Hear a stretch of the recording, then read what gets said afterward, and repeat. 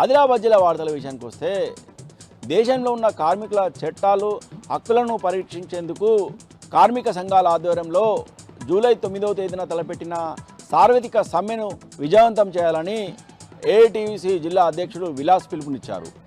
ఈరోజు జిల్లా కేంద్రంలోని కార్మిక శాఖ కార్యాలయం ఎదుట ఏఐటీయూసీ ఆధ్వర్యంలో ధర్నా చేపట్టారు. ఈ సందర్భంగా ఏఐటీయూసీ జిల్లా అధ్యక్షుడు విలాస్ మాట్లాడుతూ దేశంలో అధికారంలో ఉన్న బీజేపీ ప్రభుత్వము కార్మిక హక్కులను కాలరాచే విధంగా ప్రయత్నిస్తుందని ఆరోపించారు. అలాగే ప్రభుత్వ రంగ సంస్థలను కార్పొరేట్ సంస్థలకు అప్పనంగా అప్పచెప్పేందుకు చర్యలు చేపట్టిందని, కార్మిక హక్కులను కాలరాసే విధంగా బీజేపీ ప్రభుత్వం వ్యవహరిస్తుందని విమర్శించారు. దేశవ్యాప్తంగా జూలై 9వ తేదీన తలపెట్టిన సార్వత్రిక సమ్మెను విజయవంతం చేయాలని ఈ సందర్భంగా విలాస్ పిలుపునిచ్చారు.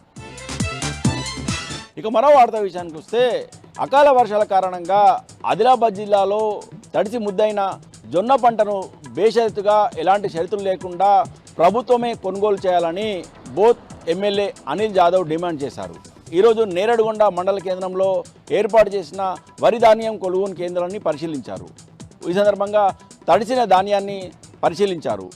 రైతులతో మాట్లాడి వారి కష్టాలను అడిగి తెలుసుకున్నారు. ఈ సందర్భంగా రైతులు తమ ఆవేదనను ఎమ్మెల్యేకు చెప్పుకున్నారు. గత వారం రోజులుగా జొన్న పంటను కొనుగోలు చేయకుండా అధికారులు నిర్లక్ష్యం ప్రదర్శిస్తున్నారని ఎమ్మెల్యే దృష్టికి రైతులు తీసుకొచ్చారు. ఈ సందర్భంగా ఎమ్మెల్యే అనిల్ జాదవ్ మాట్లాడుతూ తడిసిన దానిని ప్రభుత్వమే కొనుగోలు చేయాలని, లేని పక్షంలో బీఆర్ఎస్ పక్షాన ఆందోళన చేపడతామన్నారు.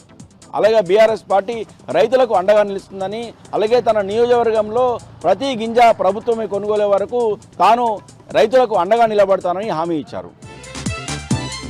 ఇక నిర్మల్ జిల్లా వార్తల విషయానికి వస్తే గత 2 రోజులుగా నిర్మల్ జిల్లాలో కురిసిన అకాల వర్ష కారణంగా వరి ధాన్యం కొనుగోలు కేంద్రాలలో తడిసి ముద్దైన వరి ధాన్యాన్ని ఇప్పటివరకు కూడా ప్రభుత్వం కొనుగోలు చేయకపోవడంతో రైతులు 2వ రోజు కూడా ఆందోళన చేపట్టారు. ఈరోజు ఖానాపూర్ నియోజకవర్గంలోని సూర్జాపూర్లో రైతులు ధర్నా రాస్తారోకో చేపట్టారు. తడిసిన ధాన్యాన్ని వెంటనే కొనుగోలు చేయాలని డిమాండ్ చేశారు.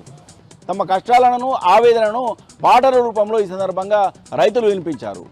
ఇప్పటికైనా ప్రభుత్వం వెంటనే తడిసిన ధాన్యాన్ని కొనుగోలు చేయాలని, అలాగే ఇప్పటికే వరి ధాన్యం కొనుగోలు కేంద్రాలకు తీసుకొచ్చిన ధాన్యాన్ని వెంటనే కొనుగోలు చేయాలని, లేని పక్షంలో తాము ఆందోళనను మరింత ఉధృతం చేస్తామని హెచ్చరించారు. నిన్న జిల్లా కలెక్టర్ ఖానాపూర్కు వచ్చి తడిసిన ధాన్యాన్ని కొంటామని హామీ ఇచ్చినప్పటికీ ఇప్పటికి కూడా కొనుగోలు ప్రారంభం కాలేదని రైతులు ఆవేదన వ్యక్తం చేశారు.